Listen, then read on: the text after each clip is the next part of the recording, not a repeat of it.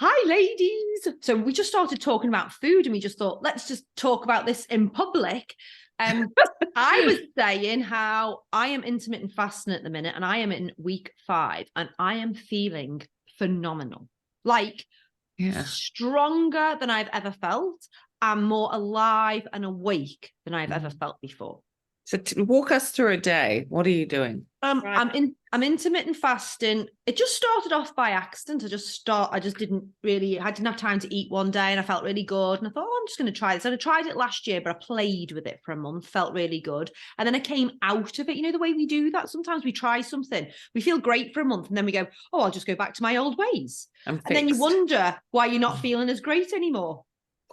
Anyway, so about 5 weeks ago, I just started and I started feeling good. And I was intermittent fasting for 16 hours a day. And then some days I was doing 18. And in my little head, I was going, I'm going to do it for at least 4 days a week. But then it ended up being 5. And then at the weekends, I wasn't really that hungry. And just so everybody knows, I am a greedy guts. I am a guzzly guts. I eat a lot. I have the biggest appetite.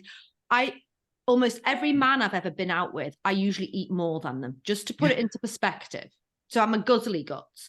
However, I have just been feeling so good. And I say the weekends, not really that bothered. So I'm fasting for at least 12 hours at the weekend as well.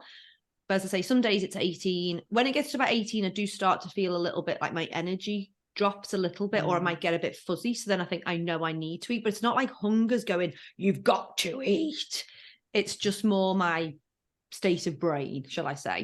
But you know what? I used to always have to have an afternoon nap because I'm up so early in the morning by 5 a.m. I'm not napping in the day.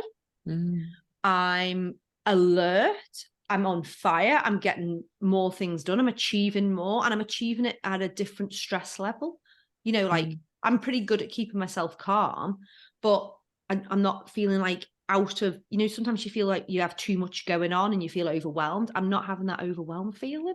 And it's been 5 weeks. So I've been through an entire monthly cycle, entire moon cycle, and I'm still feeling pretty bloody good. So if you were looking at a day, can you just tell us what hours you eat, what you eat, when you eat? I usually start eating around at 2 p.m.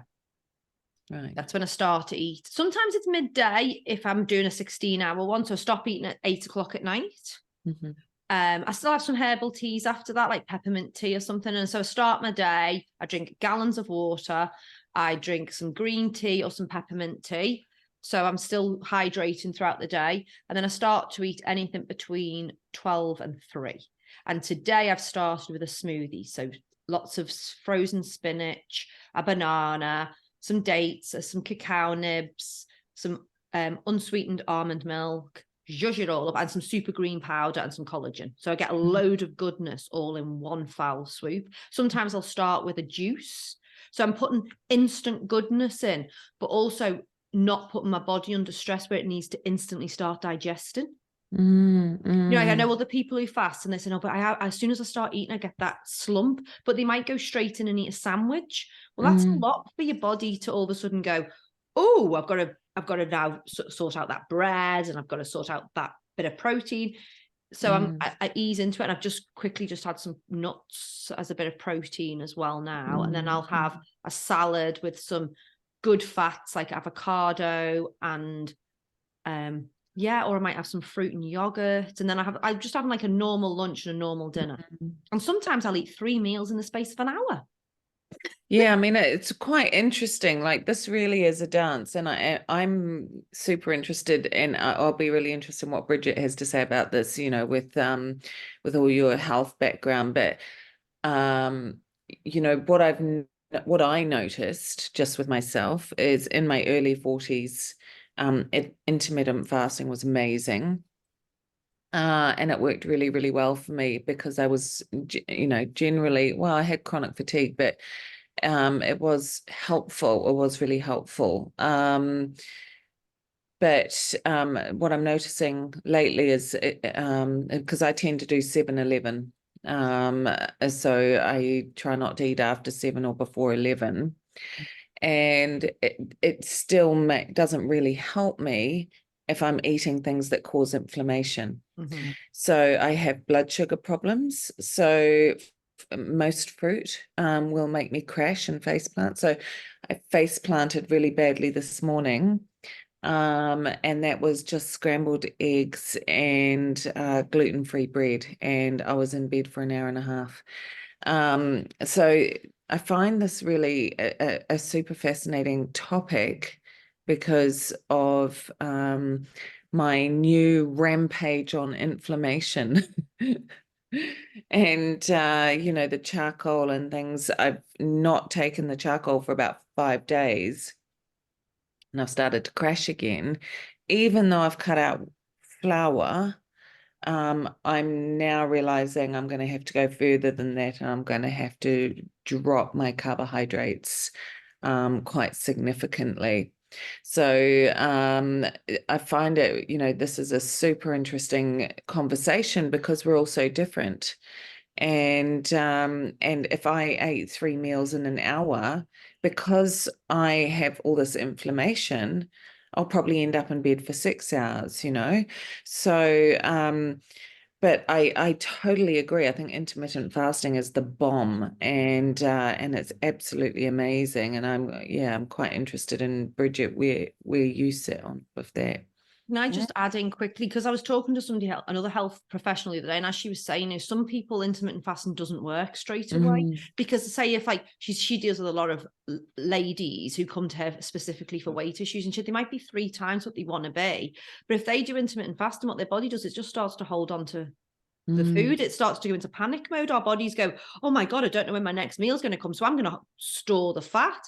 You've got to make sure your metabolism is kickstarting and is in firing up before you start doing intermittent fasting. I think that's why these conversations are so important, because you can listen to one specialist who says this is how it should be done, but no one size fits all people, and that's why it's so important to get in tune with your body and to start listening, because your body always knows. It really does. You're on mute, Bridget. No. Oh, you're fine. You're good. Yeah, your body knows, and we have this deep intrinsic knowing, but we don't know who we are. This is the issue.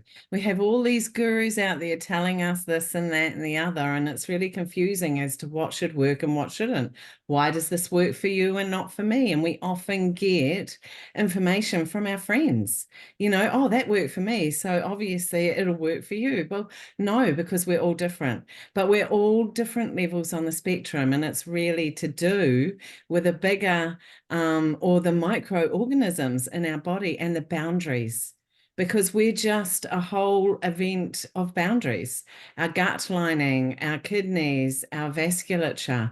And when we talk about these linings, when we have damage to these linings, we become permeable and we create more inflammation. Well, let's talk about inflammation. What is inflammation? It's where the body has some injury or it reacts to something that is foreign. It will say, like gluten, for instance, has been a long standing grain that we've used for thousands of years. It's not until the last sort of 50 or even more than that, 200 years, since this grain has become an issue for us as humans. And it's really because of the chemical load on it that is actually breaking down our biome and our tight junctions, which keep us permeable, which keep us, impermeable, integral, so that we have no gaps, no damage.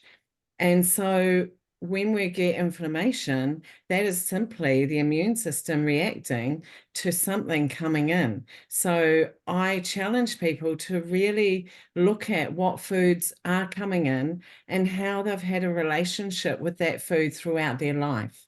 I know this for myself because I can't do dairy. Dairy is one thing. As children, we were given milk and apples, and kindy. And this was a big thing. It was a big food. And it's always, when I was sick, my mum's doctor, who I'm sure she was in love with, actually, told her that ice cream was the best meal, and so she used to feed us lots of ice cream. And if kids, we were like, yay, but it's just dairy and sugar, and mixed together to get air in it. And it's it's like, oh, okay, because it's a protein, but it's sugar. And we've been so misled on this protein story. Proteins take about 8 hours to digest in our body. And when we're eating so many proteins after protein after protein after protein, it's just going to putrefy. It's going to rot because we're not going to have the ability to aerate it, get the bacteria in there, really digest it up and churn it up and turn it into sort of nutrient that we can absorb and get some sort of benefit from or nourishment from. Protein, it's really interesting because Zach Bush talks about protein being like just an offset of the grain and water industries. They just want to get rid of a lot of grains, and they do that through animals. And that's a lot of how this comes about. And there's a lot of imbalance in our world because of this. I'm not against protein and meat, not at all. I think that it needs to be harvested and treated well, and we need to be blessing that food. And like I think we talked about last week, it's a lot about that microbiome and being in touch with our food from seed to plate. So that we get the intelligence of the food so we can digest it. And this is a lot of where the inflammation is coming from. And I also think that a lot of weight issues is just inflammation. I totally agree. I think that emotional weight as well is inflammation, because stress in the environment creates inflammation in the body. Well, inflammation creates stress. So that whole pathway is a stress pathway. Everything shuts down when there's an inflammatory response because we need to get rid of that. And the issue is inflammation should only last less than 12 hours. We're always damaging ourselves, ripping, tearing tissue on the inside, regenerating. We're adaptive beings. We're doing this all the time. But when that goes past 12 hours, that becomes chronic inflammation. And that's when our body goes into this real holding it on. And through the emotional journey, I was talking about this to a client the other day. We're 70% or 70% water, but 99% molecular hydrogen and structure. Our emotions, when we talk about the wairua, that's our spiritual. Well, why is water? Rua is two. That means the physical and the emotional coming together to make us. That's our being. And when we hold on to emotions, they come in, like rocks sometimes, sharp, hard, ow, they hurt, but we're human. We're here to feel. But we're not here to hold on to those rocks and let them define us because they hurt and they become heavy. And, so throw those rocks out, girls. We want to flow. And this is one thing that I've been doing over the last 3 days is hydration therapy. When we're hungry, it's often because we're dehydrated. Most of our water comes from food. And, as long as it's fresh, raw food. When we're eating for things that are like carbohydrates that have been processed, we need to digest them by using water. So that actually dehydrates us. And so this is carbohydrates and the whole story of acidic, because carbohydrates have high sugar or high they need to be, processed. So when they come into the gut, the enzymes come in and by hydrolysis, water, lysis, they cut it up. And so we actually deplete our hydrogen through this state. And it's a really easy way to remember it because we're reducing our portion of hydrogen. And that's our pH, and we're taking ourselves into an acidic environment when we're eating a lot of, things, carbs and things that need to be broken down with a lot of sugars. That have been processed and need a lot of water to be broken down. Bridget, Yes. can I interject there and ask a question? Because I drink 3 to 4 liters a day at least, because I'm flushing and I'm having hot flashes and things as well. So obviously I need more water to make up for what I'm losing. And I do pinches of salt and this sort of thing, and I have very good water. But when I'm super inflamed, I don't feel like I'm processing any of that water. It Yeah. just feels like I'm going in and getting bigger and bigger and bigger and bigger. And it's not being used to flush. No matter how much water I have, I can't satiate my thirst. So we have to look at the body. We're hydroelectromagnetic beings. Our water should be coming through in a live form. And when I talk about that, that's all about the pH. That should have a pH of around, well, a lot of people go for an alkaline water at 9, and that's a spring water. Now that water is being through nature and it's been vortexed and alive. If you can vortex that water before drinking it, you get more life in it. You activate it, right? And that's all about the activation pathway. For it to be able to move past the membranes, it needs that electrical charge. So to be able to get into the cells, it needs that electrical charge. That's why we do salt. That's why we do lemon. It gives it more life. It gives it a charge to be able to move through the membrane. And that's what I was about to say. The hydration therapy that I've been doing over the last 3 days, I do a salt lemon water, just 120 mils every half hour. So at 3:30, I'll be drinking that. That's why it's sitting here. And then on the hour, I'll do 120 mils of just plain distilled water, either reverse osmosis or filtered. It's better to get some sort of vortexed water as well, so it's alive. And what you're doing is you're pushing that electrolyte water into the cell, and the cell will hold that. And then when you put in half an hour later, the still water, it actually works by osmosis. It pulls, because it's got an electrical charge, it pulls the water out of the cell. Now, for that water to move out of the cell, it has to grab toxins. So it ejects out of the cell with toxins. And this is a really good way to hydrate and to detox. Quite often we've been told that, we're not, we're so hydrated when we pee clear. And that's such a fallacy, right? Is it? Flushing straight through the body. It's not getting into cells. It's not actually picking up any toxins. When we see color in the water, that's because it's getting toxins, and because we're concentrating the toxins when we're going through the kidney tubules, we'll give it more color, right? Because I love we're this. activated. Yeah, this is Thank so you for interesting. I'm going to have to watch this again and listen to that again. Honestly, it's so good because, but like another thing, we are body, mind, and spirit. And I actually don't think a lot of the human race knows how to feel and to judge themselves because we are so processed. Like think about all, like when you walk into a supermarket, we're programmed and we're processed. The vegetables we eat and don't have the same goodness as what they once did. There's so much processed things around, easy to grab things.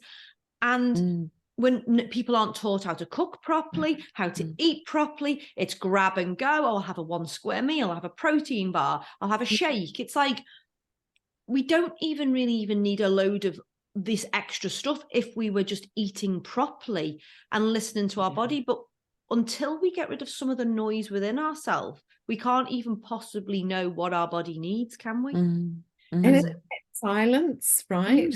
This is one of my favorite quotes by Remy. And what is it? Silence is the language of God. Anything else is a bad translation. And when you sit in silence, able to just really tune in, come down. A lot of people have been talking to me about coming from the heart lately, and that's, you know, that's a great space to be coming from, but it's a very emotional space, and our emotions are actually held in our lungs. This is why breath is amazing. And actually lungs are the biggest detox organ in the body, to be able to get rid of all of the toxins that come up past the lungs and that come out through the lungs. But, you know, go to our core, when we sit within our core, that's where our life comes from. That's our life force. That's when we really can observe. And I've been talking about this for a long time. It's like our satellite dish, our core, you know, it's the sacrum that comes together with the hips, and it actually creates that satellite dish for us to be able to create the light being we are, and give that holographic picture of who we are through that. And that's how we can be these shapeshifters and change. Yeah. And I'm starting to see that a lot more in visions as well. I'm starting to see the you know, suddenly like people's energy will seem like 3 times the size of their body. And I'm almost like seeing the physical form sort of being peeled off and the light body starting to come through. So there's some really big stuff happening at the moment. And I think that we are, you know, we're trying to process our way through an interdimensional change on the planet as well, which is kind of crazy because, you know, if I look at my kids, they're already so much more filled with light than I was at their age. And and so they are much more sensitive to the 3D world. So, you know, kids have more sensory problems, kids have more dietary problems, kids have more energetic frequency problems. They're meant, because they will have to tune in to a different frequency. That's right. They're already in the new frequency. So they're really, you know, on that seesaw between 2 frequencies. They've got the 3D realm, which we were built to kind of exist in, and yet they're coming in holding all this new information and codes and frequencies. And they much more easily access that than they do you know, the current frequency. And so part of the struggles that are going on are linked in here, I think, in this extreme sort of vortex in between dimensions, and these massive energy shifts and frequency changes that are going on. And we ourselves are trying to make this shift into this new dimensional change as well. And we are trying to outshine our bodies, and we're trying to become more ethereal in order to match the frequency. It's like a plant leaning towards light, you know. We are leaning towards it because that is where our soul is going to grow, and it is naturally moving towards it, and we want to, but it's also the struggle in this kind of meat suit of how we are, you know, it's not a natural thing to be doing just yet for a lot of us, and it is for some others. There's so much to unpack here. My head's like, I want to say about a million different things. But, you know, like, girls, we're going to do this course, the Radiant Revolution. Revolution. And part of one of our bylines when we first got together to talk about this was 12 weeks to a beautiful you. And we all see it in the jobs that we do. You know, we see women who are not happy with their body. And especially when they're going through change, you might have had a baby, you might be an empty nester, you might be going through menopause. And at the end of the day, we do want to feel beautiful. We do want to feel full of vitality and well-being. And food is a big part of that. But, you know, we go through this journey in life. One, I think people eat too much. We are told that we need to eat 3 times a day. We need to eat so much, blah, blah, blah. You know, we've got to break down all of this programming. And then we've got to come through it. Just if we come to it from a very human point of view, wouldn't you want to live your life with as much vitality and energy as you possibly could every day, feeling as good as you possibly could? Because I personally don't think there needs to be a single diet in the world. I personally don't think there needs to be that. You need to Probably eat. doesn't need to be much food in the world, to be honest. With the word die in it anyway. I know, but we need to eat for our vitality. And if people started to tune in with that, going, oh, my energy slumped today, because this is a really good thing for people who are listening to go and do, oh, my energy's really low today. Okay, well, let's tune into the humanness of life. How much sleep did I have last night? What have I been eating recently? How have I been fueling my body? How much fresh air have I had? How much movement have I done? It's like, it's actually not rocket science, but we get full of so much stimulus. Oh, do the Atkins diet, do the keto, do this. Yeah. And I understand that some people have to cut out food groups for certain inflammations and because it affects them. I totally get that. But unless you monitor your own things and your own life, you are never going to really get the answers. You can go and pay 100 doctors and they will all tell you something different. You know what? You have the most amazing wisdom inside of you. If you just shut your mouth, stop, listen, and take note of it. And you know what? I'm saying as a 46-year-old being here who has had to do this myself, because I have been a binge eater. I have had body dysmorphia. I have thought I was fat and disgusting and foul and hated my body, even as a size 8. You know, it's like, and I've overeaten, I've comforted, I've used food as comfort, because what did my mum do for me when I was young? She made cakes, she had beautiful food around, she did nothing wrong. But I learned to self-soothe with food. So there's so much going on in the world. But you know what?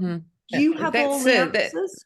That's the beautiful thing about this. I mean, I'm deliberately not going into any particular protocol at the moment, because this is the Radiance Revolution is going to be like a kind of grand experiment that I want to be a part of as well. And so I'm really excited about getting some people together on this and doing it with them. Like, I want to be down in the mud with them, and I want to be, you know, talking about what's going on in my body as well. I want to be watching the transformation in myself as well. And I know you girls do as well. And, you know, there's one other thing we're always just so full of, and it's excuses. We spend so much time each day justifying why we can't do something and why something isn't working for us, that, you know, I mean, my husband always says that excuses are like assholes. Everybody has one. And because he's always just like, you know, he's a crazy exerciser, and he's always, you know, looking after his body, and I'll be like, oh, you know, I'm not feeling so great today. And he's just like, excuses are like assholes, you know, everybody's got one. Like, whatever your excuse is, you just go and wallow in that excuse for why you can't get out and do anything. And I'm just like, it's so true. Like, at the end of the day, I have had a lot of excuses in my life for why things haven't got done. And that's time to change. I want to change that. And yeah, and I want to go on this journey with everyone and change it with them, right? You know, and that way we're all part of it, you know. No one's on a pedestal, no one's preaching. We are all in it together and cheering each other along every step of the way. And we started this chat with Bridget, you talking about your hydration, me talking about intermittent fasting. And these two things might not be the right thing for anybody or everybody, but it's like, it's coming back to the feeling of vitality and well-being. I love waking up with energy. I've always said I'm going to be a fit old biddy. That's how I'm working towards. And I want to shock everyone with my foul mouth and do all of that. But I want to go dancing to my grave. I want to have that great health and vitality. And then I want to die. I don't want it to be this slow decline of crappy body and crappy mind and crappy feeling. And if it happens, it happens. But I'm going to do my utmost to not have that. So It's about coming into your own vitality. And I promise you, everyone who's listening, people do not know how good it feels to feel good, because I'm a personal trainer. I've been doing that a long time. I've also been coaching, and I know a lot about the wellness industry. And I see people with sore shoulders or sore knees or overweight or, you know, this inflammatory and that. It doesn't need to be like that, but you need to go and investigate your body, and don't partner with it. You know, you don't have to have a sore shoulder. A sore shoulder is not for life. A sore knee is not for life. A bad back. Oh, I can't do that because I've got a bad back. I've got a bad back. I've got a degenerative spine disease. I have a sore disc. I still lift really heavy weights. And again, I'm not make excuses anymore. I've got an arsehole, bro. Don't want to make excuses. And I think it's an excuse because, you know, it's part of the pathway where you've been programmed into that. And I love that this is a 12-week journey, because all this almost programming and things that we haven't really been able to feel into who we really are. We're just such miraculous beings. We're self-regulating, self-healing, self-organizing, miraculous beings. And when we actually feel into that, it's amazing. And that 12 weeks, we should be 12-stranded DNA. There are 12 Evans. You know, this is all about and that is 3 months. It actually takes 3 months to change your perspective. It takes 3 months to change a habit. It takes 3 months, you know, to get a routine down packed, because it's not about, you know, we do something today and we feel better tomorrow. We might not feel better, but our body will be better within 3 months. Although we probably won't know, because we need to really, you know, journal this and make, you know, definite markers, because we forget where we've been. We need to remember, you know, and remember ourselves back to that space where we can grow into these luminous, beautiful, radiant beings that we're meant to be, and reclaim our power, reclaim and own our own health, our journey. I'm just so excited for us all. When we get together in a gathering of such wise people, and we will attract wise people, you know, because this is part of it. It's all part of the process. We all want to learn together, and that's the community we share. It's the old wise woman coming back to share their wisdom and learn and live better. I love our conversations, don't you? Because it starts off in one bit and it always takes us into a whole journey where that's why we don't plan this stuff, isn't it? But if we're gonna wrap up soon, what can we leave people with? I would like to leave them with, how do you start to tune into your body? How do you get rid of some of that noise to start listening to what it is that you want? For me, we talked about emotions at the beginning and processing emotions. I know in my past, I had the highest stress levels. Doesn't actually, when I look at my life sometimes now, I still have the same issues going on, but I don't feel the stress in the same way. Why do I not feel the stress? And why is now my body not going into fatigue? And why am I not doing that? And why am I able to listen to my body? Because I deal with my emotions. I allow myself to feel every emotion. I'm not scared of any emotion, because when we get to that stress level and when we're in that constant state on the hamster wheel, or when if I'm allowing my body to hold on to emotions, it's creating more stress within me. So I cry when I want to cry. If I'm angry, I get really angry. I might swear at the top of my voice. It's one of my ways to get it out. Do you know what I mean? Because anger is an emotion. I'm not hurting anybody. I'm not going to shout at you. I'm not going to yell at you, but I sometimes feel really bloody angry, and I'm okay with that. And I laugh and I'm jovial. And if I feel really low one day, I welcome that in, because I do not want any of that getting stuck in my body anymore. And I've learned to regulate my nervous system. So, breathing, meditation. You can see me, I am up here a lot of the time, but I have to have that time in quiet to be this energetic. The breathing, making sure I breathe all the way down to my tummy, because as soon as you breathe in and breathe out fully, you feel your shoulders relax. You feel the stress start to ebb away. And if we're full of stress, for me personally, I can't listen to my body of what it needs.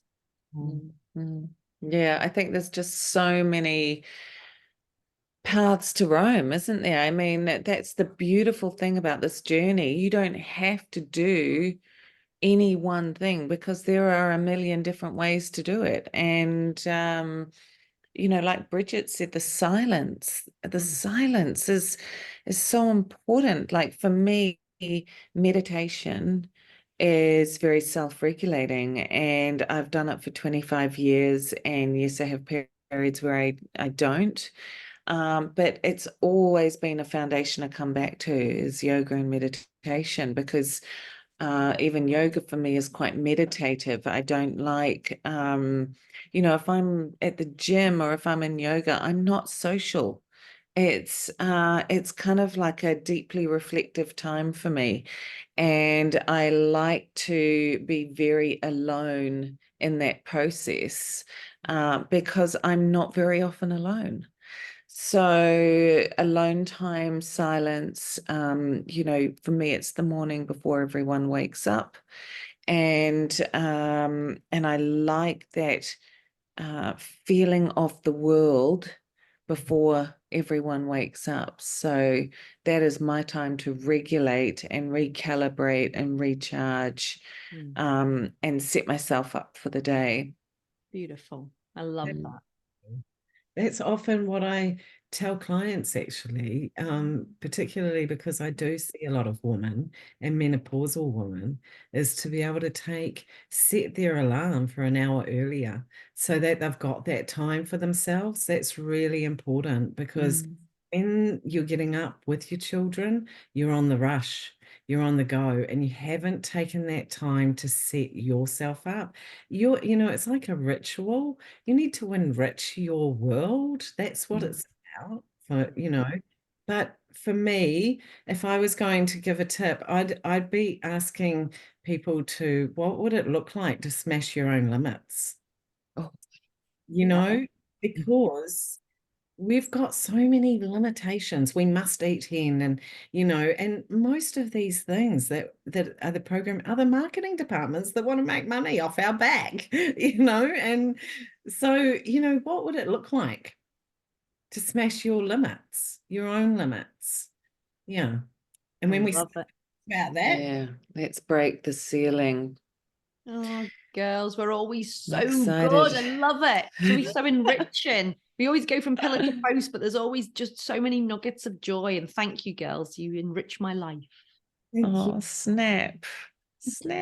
And we'll put details of the course below, won't we, ladies? Yeah, I can't wait. I'm really excited, actually. I'm just gagging to start. Me too. There'll be so much wisdom. heart bubble, you know, the flutters. And I just, so many beautiful people are going to come in, and it's going to be a great community. I'm really excited. We're going to change lives, our own included. Yeah. See you next time, girls. Bye.